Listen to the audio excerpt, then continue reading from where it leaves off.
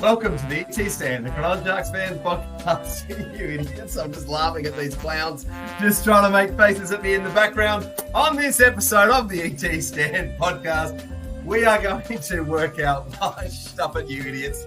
We're going to try and work out what a dynasty is and if the Cronulla Sharks can ever build one of their own. We're just not content with one premier. These idiots in the background, I'm going to stop them from pulling faces at me. Let's just bring them in.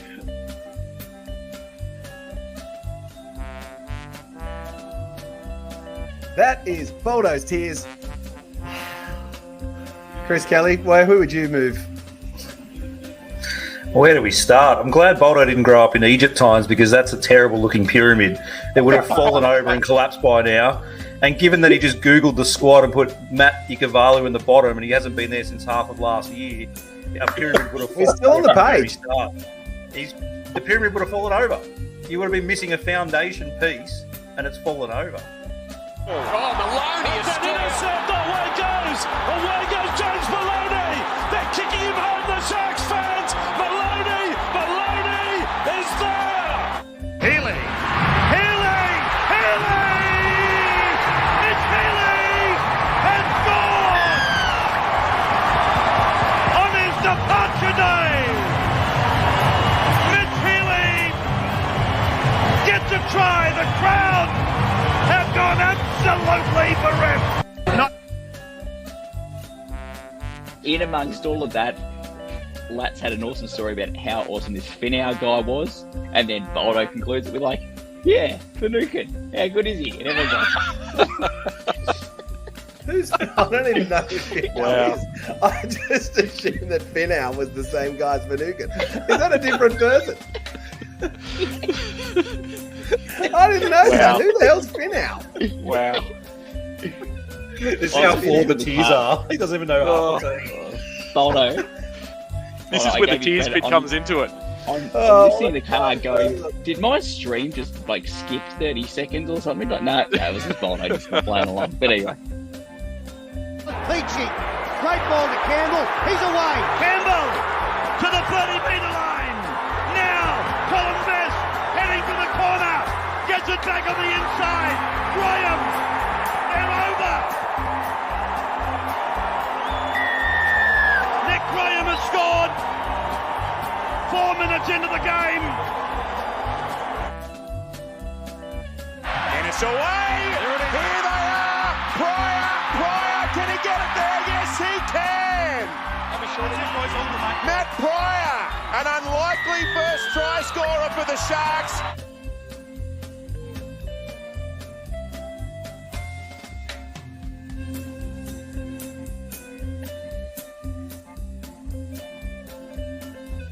Interesting enough that the North Bears are getting that desperate. They're talking about having a Pacific Bears team so they can sort of engulf those Pacific nations and sort of get that ball rolling where they think they can sort of, take on the Cook Islands and the Samoans and the Tongas and sort of make it their team. So PNG's to go for me. I'm pretty convinced after that. All right, Franco, what do you got? Mate, can I rebuttal that, or am I giving a different answer? Go for it. Enough arguments on this podcast. Come on. You're going to throw out cans and they're going to play out of cans. Ever. That is the dumbest idea ever.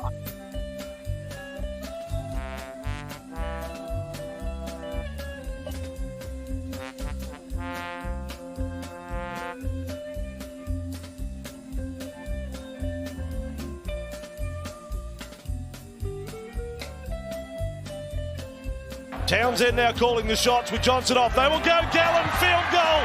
Paul Gallen, field goal. That is amazing. That is ridiculous.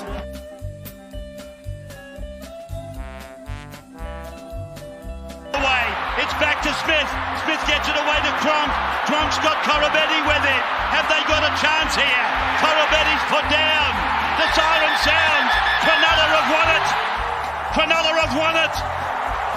14-12. You can turn the light out now. For over 50 years, people have come to see the Sharks play. Talent, skill, speed, intelligence, elite level athleticism. That's not these guys. Biased, one-eyed, opinionated, more often wrong than right.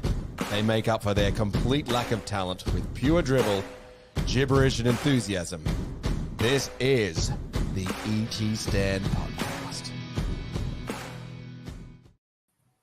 The alarm bells are ringing.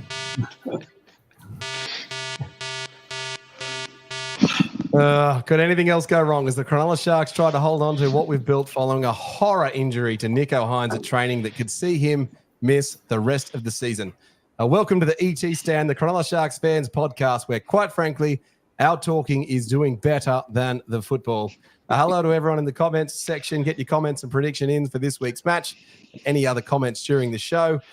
Do hit the subscribe button if you're new to the channel. Apparently not enough of us hit the subscribe button last week, and that's why the Sharks lost. Subscribers get notified of all of our upcoming videos, and it supports us as we work towards getting a whole bunch of additional features on YouTube. I do like the video as well. If you'd enjoy watching us, and rate us and say hello to us on Spotify as well. We will try and be balanced and find some form of silver lining on this episode.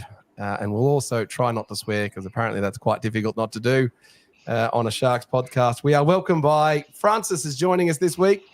G'day, mate. Hi. Good to be here. Get you. Well, it's never good to have you in, because it always means that someone's So for those of you that have not seen Francis on the show with us before, he is an ex-Sharks physio and Dragons as well, but we don't hold that against him, and is the principal of Southside Physio down there on Barony Bay Road. If you have any injuries, I can attest for this. He is the man, and his team and everyone down there, including legend Phil, that can help you guys. So we're lucky to have Francis along, obviously, to talk about Nicho Hynes' injury, which we'll go through in a minute. Lats, we're going to lead the show with that. Lats is going to give us his social roundup. We will review a host of the different fan suggestions to fix the Sharks right now that have come through Twitter and forum posts and whatnot. They are pretty funny. We'll preview the Tigers match. We'll look ahead to the rest of the season. And Kelly is going to go around the league, including the last segment where we're going to touch on the coaching merry-go-round and where Josh Hannay might or might not fit into that mix. But first, let us just change the view here. We're going to switch to the view to put Francis more on the page, which was that one. There we go. Oh, look, it worked. Yeah. All right, good. Lucky. Just go me, and then I'll change that over to the Nicho injury. Put that in red. All right. It was confirmed today that Nicho Hynes has suffered a complete syndesmosis rupture plus a tibia fracture to his left ankle. That is absolutely disastrous news for the Sharks. Francis, can you tell us what a complete syndesmosis rupture actually means? Yeah. The syndesmosis is the joint above the ankle, so it's known as a high ankle sprain. If we look at a little model of the ankle that I happen to have handy, we can see down along the bottom here is the ankle ligaments on the outside. Turn it around, we've got the ankle ligaments on the inside. If we look at the front, you've got your main bone, your tibia, and the fibula, and this blue tape represents the ligaments that hold that together. And so you can see it's above the ankle, so it's called the high ankle. The ankle joint is actually down here. So when you get a force of compression pushing this dome, which is known as the talar dome, upwards, it wants to spread these two apart, and that damages the front ligament holding those two bones together and the back ligament.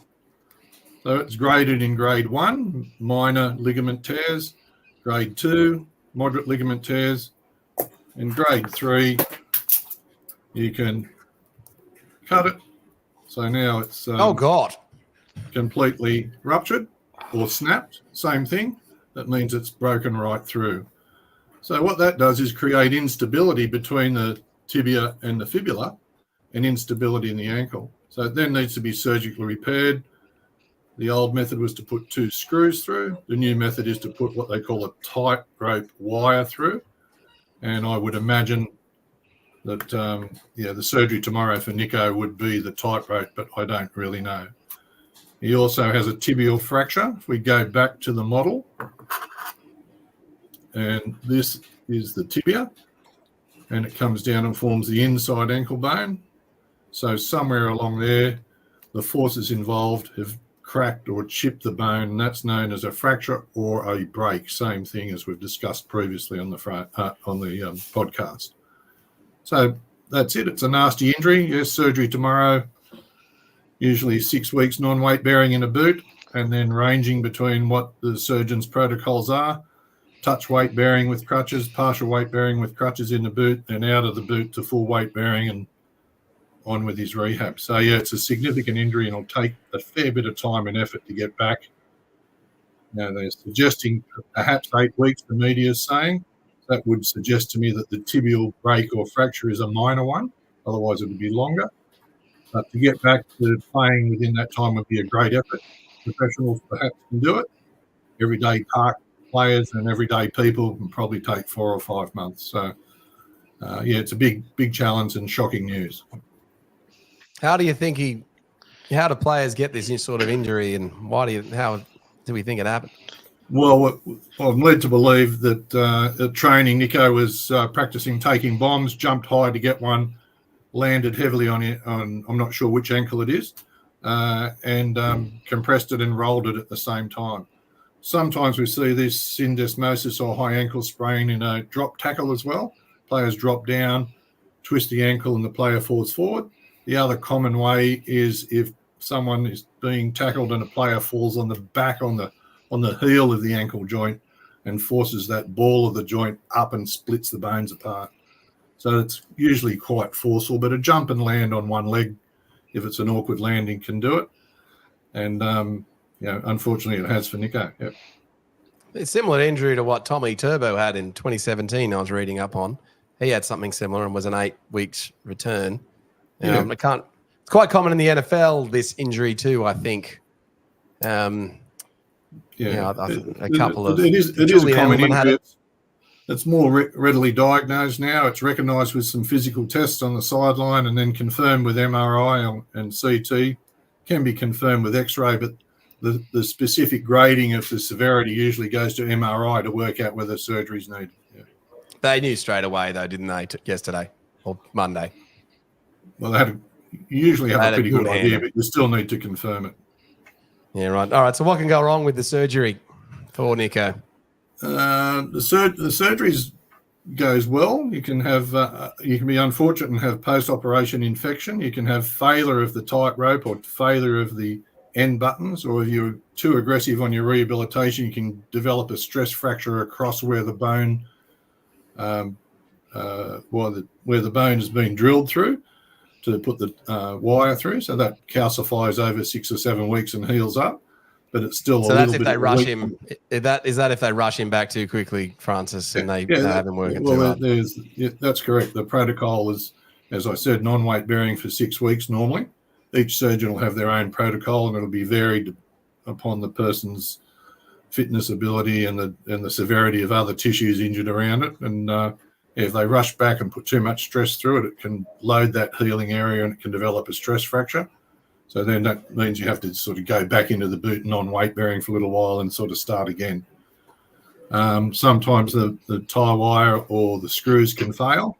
That's quite rare, but generally the other rare complication is development of adhesions and balls of tissue develop if it's not well rehabilitated and limit the ankle movement on a permanent basis, which could necessitate further surgery to clean it up. But they're rare things rather than common problems. Yeah. Generally, it's a very successful surgery, but that's things that can go wrong with it. So you mentioned he's off the weight bearing. So what does this mean for his right? So it's a different ankle. So his left ankle has got the syndesmosis, and he's got a right ankle calf strain that I guess has been lingering for a while. Is this helpful for his calf injury, or is it because he's off it? Or is he just going to be doing a bunch of calf raises for the next 6 weeks? Well, when you're non-weight bearing, that means your non-operated leg takes a higher load. Mm-hmm. On crutches or an ortho scooter, you can decrease the load. So a scooter that you kneel on and you see people pedaling around on sometimes in the shopping. Should we expect to see Nicho pedaling around on a scooter around the Shire, Francis? Yeah, maybe. Because on the flat, they're excellent. They save the wear and tear on people's armpits and arms. But the actual calf itself, I think it'll be an ideal time for him to, fully rehabilitate it and get great strength in it. He's able to perform on it at training, so it's not hindering him in everyday activity. So I think he'll be able to stretch it and strengthen it. And his ability to rehabilitate his right leg and the rest of his body 7 or 10 days after surgery is very high. They can cross-train a lot. Can't do much in the way of training on the left ankle. It'll all be single leg training and upper body training and heavy weights. And then he has a challenge when the time comes to work with the surgeon's protocol, the doctor, the physio and trainers to work along and steadily progress. One of the biggest issues is when he gets to that stage is constant swelling over 2 or 3 months. Once he starts training again, the foot and ankle will want to swell all the time. So he'll need to have regular ice protocols and regimes after every training and every playing. And he'll have to more than likely have a compression garment to wear a lot after training and playing for several weeks once he's back playing. Yeah. Assuming that he does play again this season, if he chooses not to play this season, let's just say the Sharks, heaven forbid, touch wood, go on a 5-match losing streak now. Yeah. And the decision is that, maybe we shouldn't play Nicho. Does that improve his injury return or does it not make much of a difference? I don't think it makes much of a difference because you're not under the pressure to get back to a particular game, you should still push hard to get your rehab done consecutively and as quickly as you can. Otherwise, you run the risk of, developing thickness and adhesions because you're taking it easy, and that limits your performance later on. Getting back from these injuries, you should get 100% agility, strength, and movement, unless you have complications, which we talked about before, that can hold you up. And that doesn't the progression for a professional doesn't slow down because you haven't got a game to get to. You want to get through that and get back to off-season training. Yeah. So if anything, it might actually help him that he's got this goal of the 9 weeks till the final series to get back on the field. Well, certainly be a target that as long as when the surgeon goes in and finds what the specific damage is and how the repair goes, it'll be a real target and they'll have every minute of the day to work at it. Yeah. They can tell a lot more once they actually get in and operate, though, can't they? They can, once they actually get in and look, they tend to know just a bit more, don't they? The orthopaedic surgeons I've spoken to said it gives them a lot more information once they get in and see the extent of the damage and the positions. Even though you can get 3D CTs to look at the bones, MRIs to get every detail, there's still a little bit of unknown until they actually get in and see the exact detail of the injury. Yeah, right, got it. All right, well, let's make the other boys a bit larger now. Francis, that was an excellent synopsis. Boys, did I cover everything with my questions on poor Francis then, or is there anything else you think you want to ask him, or we move into the outlook on Nicho's career? I'm happy. Yeah, I'm happy to. Just with that, Francis, obviously Nicho's a right-footed kicker and left is the one that he's broken. Where's that sort of put him coming back from it? Like, is it pretty much null and void, or is it, he's got a weight bear on his left to then kick right-footed, or is it just, you're just going back to running? Like, you're the runner of the ball now more than the kicker. No, I think, to get back to playing, the agility, the jumping, the landing and springing off the foot and the leg strength in the glutes, the quads will be, all the muscle of the legs will be strong as ever before. And I can't anticipate that it would limit his kicking game at all. Perhaps in his early return, he might not do as much kicking duties in the first few games. But similar to we talked about when he injured his calf, that some kicking duties might go to Trindle or to Atkinson.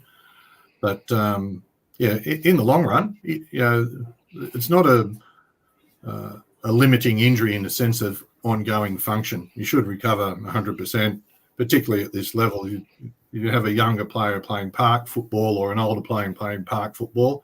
They don't have the ability to do the extensive rehab, so there may be some limitations on their ongoing function, but not at this level. Yeah. All right, what do we think it means for his career? Chris, do you want to answer that one for us? Whoa, that's a big crystal ball. I suppose the closest one I've seen bouncing back from injuries this season I was going to bring up as an example is Ryan Pappenhausen, where he's had some horrific injuries. And obviously a couple of months ago, he fractured that tibia, but that's where the plate was sitting after he had surgery. So they're a bit more happy. That's where it so that one sort of concerns me a little bit.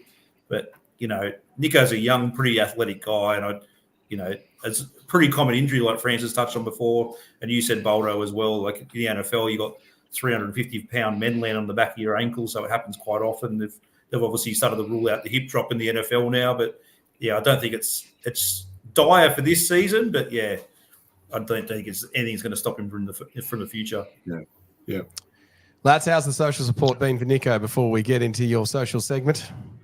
Yeah, mate, it's been pretty. Fans are pretty gutted. There's been a few hecklers that you get who have been shut down pretty quickly by Nicho supporters, but all around it's just been support. Fans also saying that they think it'll do him the world of good mentally having the time off, not the way that he's gone about getting the time off, but just to be out of the game, get his head right after Origin and just focus on rehabilitation and moving forward with the Sharks. Yeah, I think there's an overwhelming groundswell of support for you, Nicho Hynes. And look, if you're sitting around doing nothing and you do happen to upon this podcast, you've got a bunch of Sharks fans that are well and truly behind you is just an absolute legend. So we hope we wish you all the success in your return, and we hope you definitely have at least 3 games at the end of the season. Might have to be 4, actually, unfortunately. Might have to be 4 at the end of the season in the finals. We'll see how we go on that front. All right, let's move through to Latz's Social Roundup. Latz's Social Roundup, where we look at the news of the Cronulla Sharks through the lens of what is happening in socials with man of the people, Scott Latino. Latz, we're staying with the man, Nicho.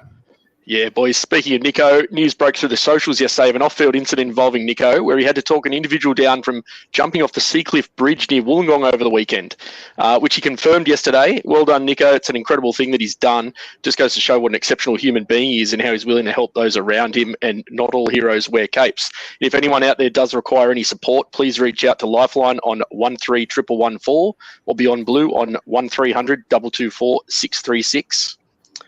All right, moving on. There's been plenty of chatter amongst Sharks fans this week of Jesse Ramian not even being considered for that vacant Blues centre position after Trell getting injured and Bradman pulling up with some hamstring tightness over the weekend. Burton and Turbo's names have been floated if Best does pull out, given Jesse was allegedly quite close to making his debut in Game 1 and his workload over the last month, where he has averaged over 180 run metres with just 1 line break. Just goes to show the amount of work he is doing to make those metres. Sharkies fans amongst the socials think he's been pretty hard done by, and I tend to agree with them. Would also be nice to want to root for New South Wales again. So, Madge, get him in there. As opposed to not caring. There you go, or going for Queensland. Fans were left scratching their heads at the Siffer sin-binning debacle with his high shot on Sam Verrills landing him a week on the sidelines. Majority of fans stating it was a penalty at best and that the current game has gotten extremely soft. They're also confused as to why Verrills wasn't sent for a HIA after staying down and the referee sending Talakai to the bin for forceful contact to the head. I'm unsure why Verrills was exempt from an assessment, but he went on to play a pivotal role in the next try that was scored in Talakai's absence. So if you guys work out what's going on with the referees, please let me know. Sharks got a tough run in the referees on the weekend. I thought I'd rewatch that game. That's one of the pains of being the damn podcast host of the ET stand. Because when the Sharks lose, you got to rewatch the damn game. God, that hurt. But I reckon we got dudded on 5 calls, and this was one of them. Next. Yep. All right, Gal dropped a bit of a bombshell on 2GB's continuous call team over the weekend, where he declared he and the Chad don't really get along, which is apparently due to an old argument that they had. You wouldn't think this would be the case given the fact that they share a premiership together. However, I guess we don't all see eye to eye with the people we work with, and they just made it work in that 2016 season. When Gal was asked about the Chad's deal with the Roosters, he said he found the signing to be rather surprising and weird. All righty. Sharkies dropped some pics in their socials yesterday where they hosted Aussie comedian Celeste Barber and hashtag hot husband Appy Robin and the couple's 2 sons at our home away from home game at Coffs Harbour on Friday night.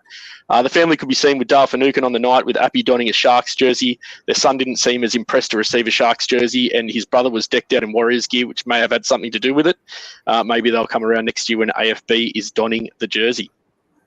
And finally, boys, I came across a post today announcing that Toby and Dale are doing a meet and greet at Sports Bar at the Star on the 20th of July at 9:30 p.m, where they'll chat about their lives and club up close and personal. It's our bye week. It's free entry. Get along and have a beer with the lads.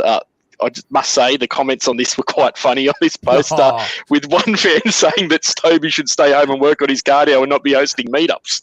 So I'll leave that one alone, and that's the socials.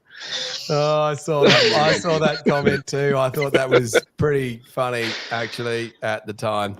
I got a couple of comments through here. SJD's taunted me and said, "Should I go back in time 10 years?"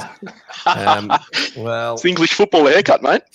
Yeah, it is the English football haircut. I don't know if it's working. And support of England. We talked about those D-head haircuts we used to have, and, this is up there. Well, that's true. And then Tomo's come in and said, thanks for the breakdown of Nicho's injury and rehab. Shout out to you, Tomo. You got a really big shout out in last week's episode, Tomo, which you didn't even watch. It's pretty funny. Go back and watch it. Legend. All right, on to the next. Look, during the God. So the Sharks lost to the Titans 2016. Oh, God, it was brutal. Sharks fans went absolutely off. The debrief this week with Franco and Williams was very much a therapeutic session, if ever there was one. And the Sharks fans, look, I'd like to think the Sharks fans are pretty funny. And so what we've gone and done is we're going to run through right now all of the suggestions that we've seen following the loss of the Titans match.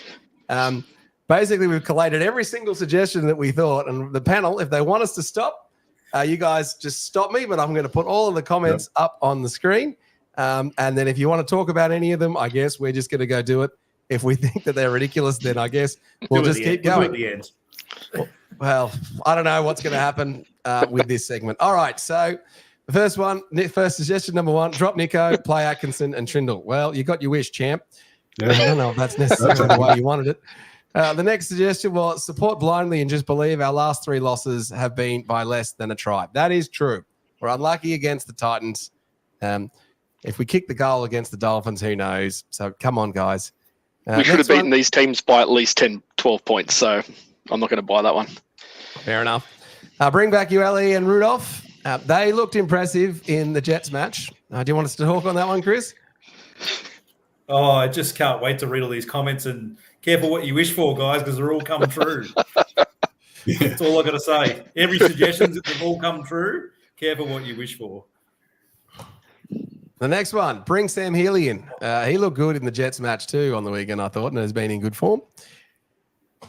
Talakai to 5'8". Talakai to 6 is one of the suggestions that was up there. Talakai is a popular subject of these suggestions.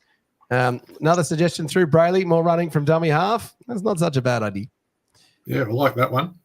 Yeah, we like that one. The next one, tell Ramian to run straight. All right, cool. That's not a bad idea either. I like this one. Sack whoever gives away the first penalty. Now, that is a genuine punishment. Yeah. All right, that might work. Next one, drop Kennedy. Don't know if that's going to work. Don't know who for. Here we go. Talakai back to the centres is another discussion point. We can't seem to decide where Talakai is going to play.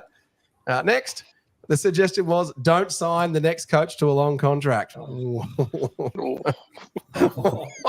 Okay, that's a bit harsh. All right, Brayley should not play 80 minutes. I don't know if that's such a bad idea, actually. It is a lot of minutes for him to play, and his defence was a bit bad and he missed a couple of tackles. Keep Royce as an impact player. Get Ronnie some clean ball. Oh, God, please just pass Ronnie the ball. This is my. I think this is my favourite. Talakai to centre. It goes back to Talakai to centre. Okay. I think this one, though, is my favourite. Play Fitzy on the field because it improves the team and our coaching staff. Is he any good at 7? Oh, God. Okay. Can kick goals. Can kick goals. There you go. Kick goals. Give you Ellie and Rudolph one more week. We're getting that. Right. Yeah. Well, no, they're back this week, aren't they? They're picked this week. Yeah. They're picked. Yeah, so one more week means they would have had, I guess, this time off. One more week to be hooked. Make Iro the third choice winger. Oh, that's a bit harsh. Find a leader. We're missing Finucane and Graham. I think there's some truth to that. No. I think a solution could be to find, get McInnes and Brayley and perhaps Kennedy or whoever in the leadership group, and get them together behind closed doors and, have a social event and, re-kickstart and get the leaders together and try and kickstart the season off this weekend. Just say, forget what's gone by, get the leaders together and fire up. Backs are against the wall, boys. So I think that there's a bit of credit in that. Yeah, and also they're underdogs the old days now. when they used to go away for a little camp down the coast, the Kiama or Central Coast, and Brett Seymour got injured at Kiama. Still angry about bloody Brett Seymour playing soccer, for crying out loud. All right, someone else suggested Talakai to lock. All right, cool. First set. Oh, this is a good one too. First set, make Iro catch the kickoff, so at least he has one pass in the game. You'd run it. Get Tukes more time. Oh, this one's also good. Drop everyone. Let only 11 players take the field. Put more 5'8" on the wing. Yeah. Talakai to front row. Dump Hannah. He's distracted and will steal our players. We'll talk about Hannah later. Bring back Lockie Miller. Oh, yeah. Tommy to halfback. Toby to Guy Gorillas. Get Talakai to coach the team. And then lastly, this one was the meanest. Get a new fans podcast because ours are terrible. All right, well. You left one out, Boldo. What was that? Stop all podcast hosts talking about winning streaks. Yeah, you probably should do that. Oh, yeah, that's true. Very good. That's very true. Oh, well, that's very. I did very have one true suggestion indeed. from a Sharks fan that said put Hynes the Guymea Gorillas, but that guy does have Hynes in his Supercoach team, so I was a bit concerned of, why you'd have him in Supercoach and you want him dropped. But like I said, everyone, you got your wishes. We'll go through the team list later, but careful what you wish for. It's happening, and not by choice. Well, look, we threw it on the ET Stand group chat, and Franco said, well, none of those suggestions are actually real. And my comment back to him was, well, if the solution was obvious, then Fitzgibbon would have done it already. But it's difficult. And actually knowing how to fix this problem, if he could do it, well, he'd be a millionaire because he'd be an absolute legend. Like, it is not an easy problem to fix. I do think the paramount problem for the Sharks is the Finucane retirement and the Ueli and Rudolph poor performance, I think, has meant that the starting three middle forwards have been compromised and they're not quite as good. And I think that is the telling major factor, I think. If you could fix one problem for the Sharks other than Nicho's injury now, I think that is the problem you would fix. I think. Yeah, I saw look, Buzz was talking about Finucane retiring in his little article, and he claims to be the number one Sharks ticket holder, which he obviously is not. But he couldn't remember if we beat the Storm or not. He said, I think we did, or we were close.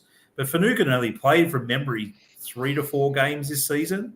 And we're up to, the deep end of the back end of the season. It's not like he was there for a majority of those massive victories over the big teams. And he hasn't been around most of the season. Like, he was suspended, if not knocked out anyway. He didn't play great minutes either.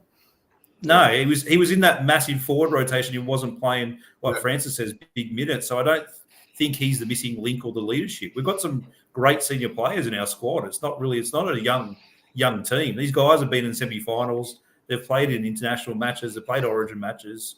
They're not inexperienced. So I don't know where this Finucane. I don't point my finger to that as a problem, because until the last 5 or 6 weeks, it hasn't been an issue. Tomo's coming through saying a couple of wins in the talk will change. The boys will lift. Yeah, I think that's probably right, Tomo. All right, let's get into the Tigers preview. Now, I have been asked to appear on a West Life podcast tomorrow night on the West Tigers podcast. So we'll see how long that lasts and if I get completely booted off, but we'll see what happens. We're going to do a fan. Yeah. But I thought it was the Westlife, the boy band with that haircut. Yeah, very good. Yeah, well. Is he scrubbing up his music, or looking back 10 years in time? Just looking just trying to look. All right. Sharks versus Tigers preview. The Sharks minus Nicho and Siffer welcome a hot and cold Tigers team who prior to last week had returned to a little bit of form with 2 wins, and then they got absolutely shellacked by 34 points to a rampant and inspired Roosters team. Now, they'll obviously be looking to bounce back against the Sharks, and we'll have a bit of confidence given their last time up performance against the Sharkies. Looking at the past encounters, the Sharks have recently had the wood over the Tigers, except for that round 3 anomaly. and the Sharks have won their last 4 matches at points bet against the Tigers. And inspired by Williams, trivia for you. Who has kicked the most goals in a match between the West Tigers and the Sharks? And the hint is, the question I would ask you is, which team was he playing for at the time? I'm going with Luke Cavell for the Tigers. Luke Cavell, and he was playing for the Tigers. Good work, lads. All right, let's get into the... Was it round 18, 2003? Leichhardt Oval. Just filtering my inner Matty Williams, and I actually read the notes and read between the lines of Boldo's cryptic question. Well, there's nothing wrong with... Well, goodness. All right, maybe you should be the trivia chief. I was scared not to. Let's go have a look at the team lists. Chris, you want to take us through that? And we're not going to play music with the team list because we worked out it kills us on Spotify. So, Chris, you want to just talk us through the team lists and what's happened this week? It's a different looking Sharks team. Yeah, so again, like I reiterated with all you Sharks fans, you asked for a couple of these changes. So we've got Atkinson and Trindle in the halves. Katoa returns back from his head knock on the wing. Iro keeps his spot in the centres. We've got Royce Hunt starting, Kafusi starting, Nicho, Wilton back to the starting team, Cam back in the lock position. Talakai is missing due to suspension, like we talked on for a while. Hynes is obviously missing. Calhoun comes back in at number 14. Tom Hazelton, Toby Rudolph, and Haminueli back from his mystery illness/injury. So everyone's been screaming for Calhoun to come to the team. I noticed he scored 2 tries in the number 10 jersey last week for the Jets. So hopefully that's a bit of punch. We get it back off the bench because we always talked about throughout this season how much our bench was the big difference. So we're going with a 4-forward rotation. So let's see how this goes. No Williams as well. So a couple of changes bench. there. Is that the biggest bench we might have ever fielded? Yeah, I reckon it's close to it. If Tukes isn't there, which is he's a massive human. Obviously Tommy back on the bench. I like it. We'll see how Toby goes. See how much the coach lets him play out there, and how many minutes he actually gets on the field. What other options did Fitzy have to pick this week, Chris? Yeah, like a couple of people touched on, people are starting to call for Healy or even the young Rodwell. I don't think that was really an option. I thought last week he really could have played Iro on the wing instead of Atkinson, probably push Talakai back in the centres and have Atkinson playing of the utility role. So I think at this stage, this is what he's got. We've seen the Trindle and Atkinson combo before. They can handle it. Trindle's got a pretty handy goal kicker to me. So I'm hoping, as I turn up for once on a home game, I'm hoping this is the turning point. You think the Sharks need to get Francis, I'll throw this one at you. Do we think the Sharks need to start gearing their team up towards having Atkinson on the bench if we are playing Nicho at the end of the season in terms of an injury worry and also fitness? Or do you think they'll stick with the 4 forwards? No, my personal feeling is I'd like to have Atkinson or a utility player on the bench. Look back just recently at the State of Origin and Queensland, when their fullback Walsh got injured, and they had the utility player come in and really help the team tremendously. So we've got plenty of big bodies, so I'd like to have someone like Atkinson on the bench in that scenario. Yeah, I think that's probably right. All right, Chris, take us through this Tigers team. Who do we need to look out for? Yeah, well, so obviously we've got Jareen Buller back at number 1, the local Wollongong in the lob on the wing, Fatapes and Charlie Staines, who loves to tear us up. Young Lachlan Galvin in the halves with Aiden Caesar, Big Stefano, Coruscant, Clemmer, Bateman, Finau for Boldo, and Pole round out the team. So quite a large team with themselves. Heath Mason, the Finau brother, Alex Serif, and Ruben Porter with Coach Benji Marshall. Serif loves a bit of niggle and a bit of punch and push and a couple of headbutts. So they're again fielding a pretty big forward pack with Bateman. This is his, I think, 2.5 game back. Clemmer's back. And Stefano looks like he's trying to play for a contract with the Storm at the moment. Dewey back in the centres is still, he's got it, but it's still missing a little bit. But I think that's where we expose him. Yep. He's got that length of field try, though. Which was a feel-good story, but I watched him last week, the Storm at Leichhardt. He was really worked over, and young Far Logo for the Storm tore him up on the edge. So Alex Lobb, I think, only played 3 to 4 games at this stage. So we'll see how he goes. But I'm a big fan of Lockie Galvin in the halves. And like I said before, Staines loves scoring tries against us. Yeah. He does love scoring tries against us, doesn't he? Yeah, that team doesn't scare me too much. I don't like John Bateman. Goodness, he's a quality footballer, isn't he? Yeah, I think you touched on it before that the Tigers are hot and cold, up and down, left, right, and centre. So you don't know what Tigers team's going to turn up. They did jump out to a 12-point lead against the Storm on the weekend before a sin bin come into it, and then I said the Roosters, didn't I? I meant the Storm. Whoops. Yeah, you meant. I know what you meant. And Latin I's favourite player isn't playing in the centres this week, so I was hoping he was going to do so we could give him a bit of curry, but damn it. All right, Chris, what's your tip? Sharks by 4. Sharks by 4. All right, perfect. Francis, what's your view on this match? What should we expect from the Sharkies? Think we can win? Yeah, we need the forwards to muscle up and win the middle. And if we can go forward, I think that Atkinson and Trindle and the rest of them can do their stuff. So yeah, I'm going for the Sharks. Lads. Yeah, mate, I was actually surprised with Fitzy's selection that he's stuck with the same starting front rowers this week because it's been a bit of a revolving door of late. And having Talakai out of the team and missing that impact that he has, I thought maybe might have popped Toby Rudolph in and slipped Royce Hunt back to the bench. But we'll see how it goes. I'm tipping the Sharks by 8. Good friend Matthew Williams has also tipped the Sharks by 10 with absolutely zero confidence. Look, I think the Sharks will get back to a more basic style of football. I was thinking about this. How do you build confidence in a team and how do you get someone to perform again? And you just go back to basics. And I think a match against the Tigers, who are perhaps not as flashy as some of the other teams, I think a more standard style of football that this team should be able to execute on with the big forwards that we've got and the experience that we've got from earlier in the season.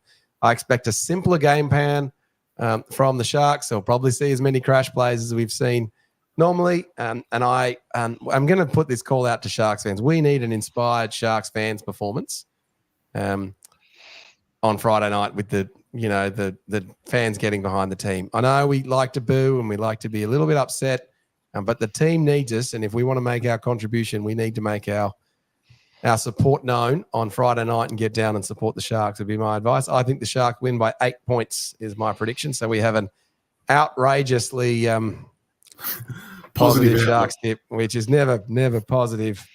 So fingers crossed the Sharks can beat that hoodoo of what happens when we all tip. Maybe Franco will come through. Franco has not submitted his tip yet, so maybe he will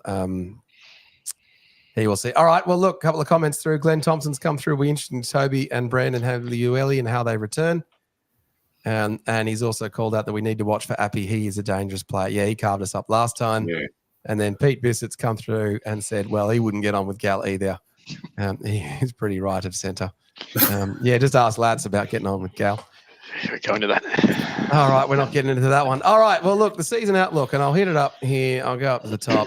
The Sharks have got 8 matches remaining. There is the remaining NRL draw with matches against the Tigers, the bye, the Cowboys away match, Rabbitohs at home, the Titans away, the Knights at home, the Dragons away, the Warriors at home, and then the Sea Eagles away.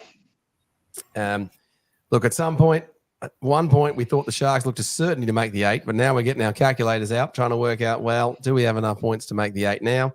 Or how many wins are we going to need? We can confirm that 32 points has always been enough to make the top 8 in the 17-team league. So that means the Sharks need 3 wins out of those remaining 8 games. 3 wins, very, very doable. I'd say 4 wins is the benchmark. Maybe we're pushing for 5. Kelly, have we got 3 wins in us? Can we do that? Oh, normally looking at that draw, I'd say I was very confident and ripping straight in, but I did a bit of a deep dive today and went, you made a point today in our little group chat that we've got to get past the Tigers first. We obviously have a bye, which gives us a little refresh.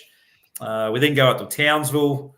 We then play a Rabbitohs team who are absolutely resurgent at the moment, but Latrell Mitchell is out for a month, which lands, of course, in the Sharks' favour of him probably returning for that match against us, as like it always does.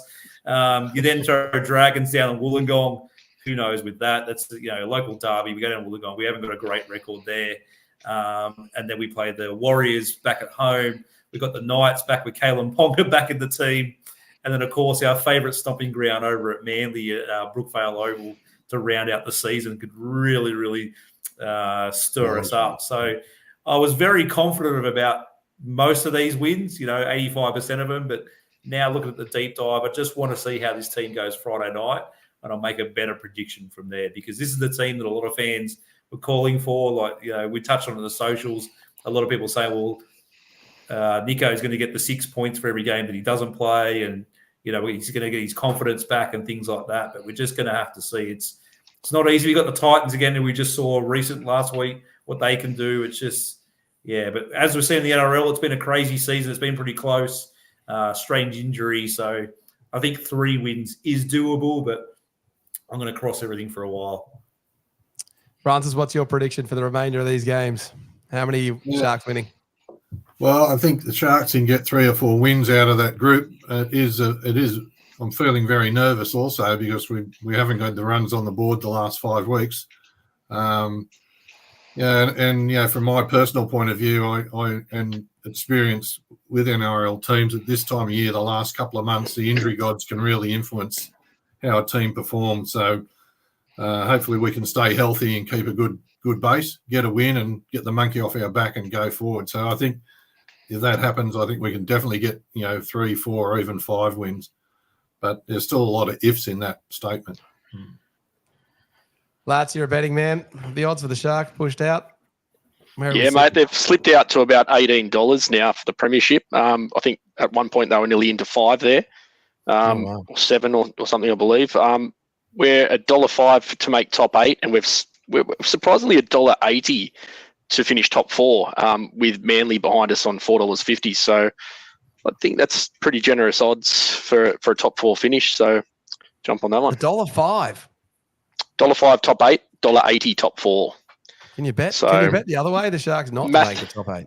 Yeah, I saw a thread today of a guy putting our numbers of Sharks $13 not to make the 8 and $3 not to make the top 4. So he was jumping on that. Well, I don't know who you actually support, but he was putting that out as a bit of a jump for a value bet. But a lot of things would have to go wrong for us not to make the 8.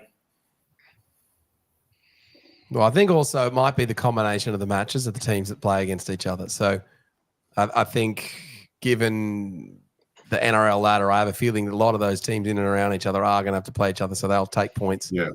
But the Sharks, we've all seen it before. The Sharks could easily blow it and lose every single match from here. It is entirely plausible. We've got a bit of a tough period coming up after the bye. We've got Cowboys into the Bunnies, into the Titans again. So that's going to be no easy feat without a star halfback. And fingers crossed that the Atkinson and Trindle can gel and get us through. It's not like we got the Storm, the Roosters, and the damn Panthers 3 times. We've still got a pretty easy run, but they're in form. They're in form at the moment. Well, we're out of form. So actually, every team wants to play us. So it's kind of looking at it. If I was the other teams, I guess I'd be wanting to play us. All right. Anything else on the draw, or are we happy to move off that one? Right. All right, sweet. All right, we're going to move into Chris Kelly's Around the League. All right, this is where Chris Kelly gives us his news update of all things rugby league from the world of rugby league through the lens of what a Cronulla Sharks fan might care about. All right, Chris, take it away. All right, everyone, it's the last week we have to talk about Origin team. So this is the last team for Game 3. We can move on to the proper rugby league season. So obviously Queensland had to make of it. Francis just touched on it with the injury god. So Queensland had to make a few changes with Tuolagi and also Xavier Coates missing out of that team. So Selwyn Cobbo and Dane Gagai come into the team. Val Holmes pushed to the wing. Interesting enough, Kurt Capewell slots back into the starting second row. I don't know what pictures of Billy Slater David Fafita has, but there's just something going on there. I don't know what's happening because he's a scary guy. He's not being selected. Kalen Ponga come back for one match on the weekend and gets slotted straight in there. So they're running Kalen Ponga as a utility, but they've also have Harry Grant on the bench. So a bit strange there. And then the only change to the winning New South Wales team was Bradman Best coming in for the injured Latrell Mitchell, and a good promotion for Mitch Barnett to come onto the bench over Ola Kawatu. So last time we had to talk about Origin, it's up in Queensland. Queensland's a favourites at the moment, which would really rub up the wrong way, but we'll see what happens. I'll go quickly around the grounds. Francis, thoughts on the Game 3 prediction? I think it'll be tough, but I'd like to see the boys in blue get over him, get the upset. Nice. Latty? Yeah, mate, that's an interesting selection from Slater, not non-selection, not to take for feeder. I wonder if Uncle Nick's got anything to do with that on his backflip with the Roosters, but it's he's a wrecking ball and he's in form. But I want to see Queensland win because there's no Sharks in the Blues, and screw you, Madge Maguire. Otto, thoughts, cares, worries, don't care. Be asleep on kickoff. Look, it's a quality rugby league match. You're obviously going to watch it. So I've organised a bunch of buddies to watch it. So look, Queensland have picked a quick team. Mad invite. So, yeah, thanks. What's a neutral bay? That's a bit far. Thanks. I think what have they got? Kalen Ponga and Harry Grant on the bench, which gives them a lot of speed. They'll have a different kind of shorter passing game, quick passing game. Ponga is an absolute beast. So don't discount his inclusion in this match. He is one of the top 5 elite players in the NRL. He will be the difference and will be the man of the match. And when he comes on, like that other time he came on, Queensland will win 13+. The greatest bet in Australian sports betting is to just bet on Queensland in every single match. If you put $10 on them since 1980, I think you're making like $1,000 or something. Some outrageous number. I should work that out. Cool. On to the next. Obviously, Graham Ainsley's Monday briefing. This might sound like repeat slides, but they're actually mixed up a little bit. So we obviously featured highly in the Monday morning briefing with Graham Ainsley. Interesting, his take on the Will Kennedy no try. He was saying there's no actual rule where you can't slide in and use your legs as long as you don't make contact with the feet to the face, or it goes wrong and you actually use your feet to strike at the ball. So he's claiming that young Kinney there has slid early, used his legs and his body to stop Kennedy, and Kennedy has placed the ball on his feet, not the other way around. I'm still quite confused on that one. He didn't touch on the Talakai sin binning, but he also touched on the 4-tackle set, which he played the audio of, which shows the referee actually calls out 4. For some reason, threw his hand up, kind of like the 2019 grand final, for about 30 seconds and then dropped his hand again, which then we kicked across field and the Titans diffused. So he couldn't explain that one. The referee couldn't explain that one. So we didn't really get an answer out of it. And then obviously he talked about Jamin Salmon colliding with a player in the Warriors-Bulldogs match, which he's now copped a 3-week suspension for and a broken jaw to himself. But it should have been a penalty to the Warriors, which would have won them the game. And we wouldn't have seen a heroic Burton field goal again. So strange times in the NRL. He sort of just went, and that's it for Monday morning, just moved on. So I don't know what's going on. I'm kind of scared for the rest of the season because he played that Kennedy one a couple of times, and I just don't know why he couldn't say that sliding with the legs is now a new thing, because we all thought that was the Billy Slater rule. So he's saying the Matthew Ridge rule. Matthew Ridge, but then Billy Slater was banned from doing it. So I think he was trying to say that if you actually kick at the ball, it's a completely different thing. If you kick Kennedy in the head, obviously it's a penalty try. But if you slide him with your legs, then there's just, strange. You watch Kennedy get a penalty try for doing it this Friday night. Oh, 100%. We were the first team against him for a disruptor. So, Anyway. Francis, your comment on the rule stuff? You were going to chime in there? Oh, I'm flabbergasted. I just think it's a bit of a joke. It's inconsistent and disappointing. Yeah. Well, you just can't go in kicking people. I reckon that's going to come back and bite them in the arse, the NRL, because you just can't pull that move because it's dangerous. And so now people know they're going to do that, and you give them an inch, they take a while, these rugby league players. But it's kind of like the standard they made this season, where we've had about a dozen trips this season. There was one on the weekend again when they just put them a report and they get a fine. Like a trip back in the day used to be sent off, if not sin bin. And now all of a sudden, slight high shots of the sin bin standard. And like Lat's touched on before on the socials, like we were all confused why Talakai got 10 minutes and Verrills didn't see a HIA. Like he stayed down like he got, the soul whacked out of him and nothing went on from it. So I don't know. Yeah. We'll just see what happens next. So on to the next. Boldo's favourite player, Jared Werra-Hargraves, played his record-breaking game for the Roosters at 3:07. He broke the record previously held, and Boldo's left due to this. It's his favourite player. He put on a massive show again. He got sin binned.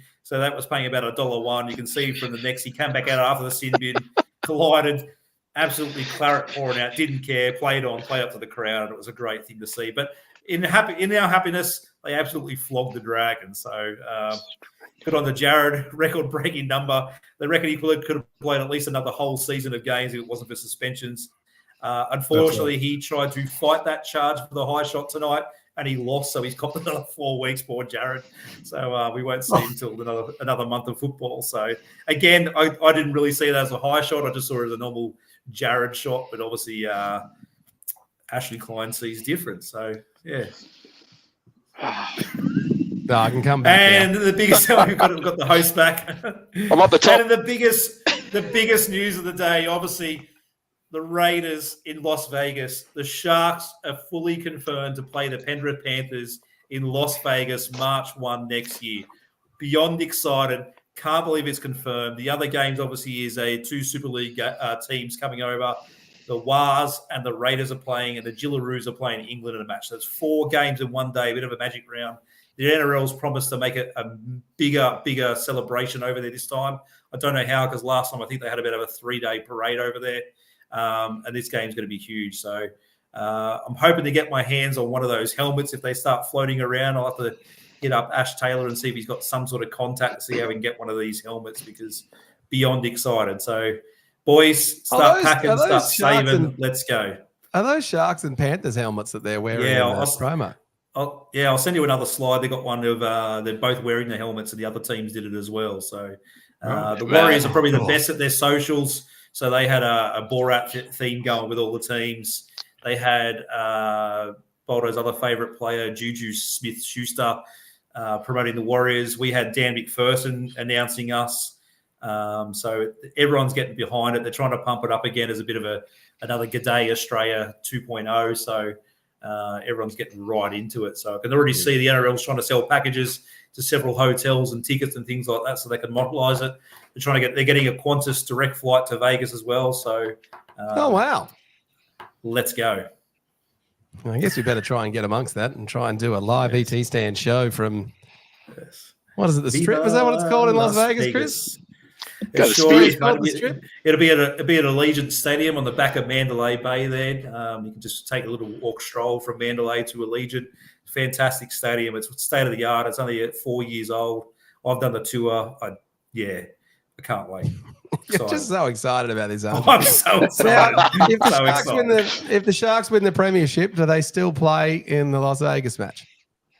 They do, yeah. So, I'm sure we're going to get a bit of things in the socials, like, good luck going over playing Penrith over. You travel all that way to go and watch lose the Penrith. But, young Zach did say to me, well, they are going to be missing a couple of players. Like, they're going to miss their big prop. James Fisher-Harris goes to the Warriors. We get Fanua Blake. They lose Luai as well. So they lose Taruva as well. So the salary cap's starting to bite Penrith just a little bit. We can't start previewing round 1 for next season. Yes, we can. Yes. Sorry, round zero. Round zero. Oh, goodness. All right. So excited. The season is not over yet. All right, and on to the last. And on to the last, which we'll roll into our last subject. So lucky I put the slide here last. That the Eels coach has been announced as Jason Riles, the former St George Illawarra Dragon. Sydney Rooster assistant with Fitzgibbon. Also, he wears that earmuff on that side because he sits next to Craig Bellamy, who sits on his left-hand side and yells towards that ear. So he is now the coach of the Parramatta Eels for the next 4 years. And it is not Josh Hannay, who is currently in Queensland camp. Correct. All right. That was around the league and the social roundup. Thanks for that, Chris. That was really good. Yeah, awesome. All right. Well, look, the kind of transition for our last segment was the question mark over Josh Hannay and the coaching merry-go-round and his continued pursuit for trying to land a first-grade NRL coaching job. I'll start with you, Francis. Do you think it's possible that he's distracted, or do we have to expect him to be a professional and we should be not factoring that as a problem? No, I think when they're at that stage where they're on the edge of trying to get a head job, they can get a bit distracted. But you'd like to think they'd be professional. But I think in the story of life, you do get a bit distracted and focus on what you want for yourself, and you can fade away a little bit. I've seen it in in our profession, where I've had several people who are excellent at their job and they want to evolve out of our practice and start their own, and you can see it sometimes that their concentration and effort fades a little bit. But I haven't heard anything specifically about Josh, but it is possible, yeah. Oh, lads, I'm just laughing because I know what you're laughing about. You're killing me, Baldo. Oh, it's taken all of my lads. How many head jobs have you concentrated on getting, lads? Well, I always find it distracting myself also, so I'll stay out of this one, mate. Oh, fair enough. Oh, look, I think it's a good faux pas there of yours, Francis. I'm like, well, glad some of us are still thinking about. Like, look, I think you're right. You're just not as focused on, like, you're not thinking about next season. What about the fact that he could also steal some players? And so, we had the big contract video on 15 or whatever contracted players.